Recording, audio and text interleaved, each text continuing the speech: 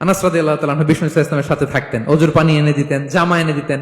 বিষ্ণু বললেন, আনাস আমার ওই জুব্বাটা নিয়ে আসো। ছোট্ট আনাস জুব্বা আনতে যে মদিনার বাচ্চারা খেলতেছে, আমাদের দেশে যে খেলে, কুতকুত খেলে, চারা খেলে, এইটা খেলে সেইটা খেলে, ওই খেলাধুলা দেখে নবীর জামা আনার কথা উনি ভুলে গেলেন।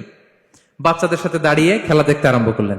এখন সময় গড়িয়ে অনেক হয়ে গেল, আনাসও আসে না, জুব্বাও আসে না। ঘটনা কি? বিষ্ণু ইসলাম বললেন, যাই নিজের জামা নিজে নিয়ে আসি। তো বের হলেন, যে দেখে সর্বনাশ, আনাসকে পাঠাইছি জুব্বা আনতে, আনাস দেখি এদিকে খেলার মধ্যে মগ্ন হয়ে আছে। বিষ্ণু ইসলাম কিছুই বললেন না, চুপ করে যে উনিও আনাসের পিছনে এভাবে দাঁড়িয়ে রইলেন, কিছুই বলে না। তো আনাস খেলা একবার এদিকে দেখে, একবার ওদিকে দেখে, একবার এদিকে ঘুরতে ঘুরতে হঠাৎ দেখে পিছনে কে? স্বয়ং বিশ্বনবী। আল্লাহ, বিশ্বনবীর দেখে তো আনাস রাদিয়াল্লাহু তাআলার কলিজাটা এখানে চলে আসছে ভয়। হায় হায়, আজকে খবর আছে। হায় হায়, আমার না জুব্বা আনতে বলছিল, আমি কি কাজ করলাম? ভয়ে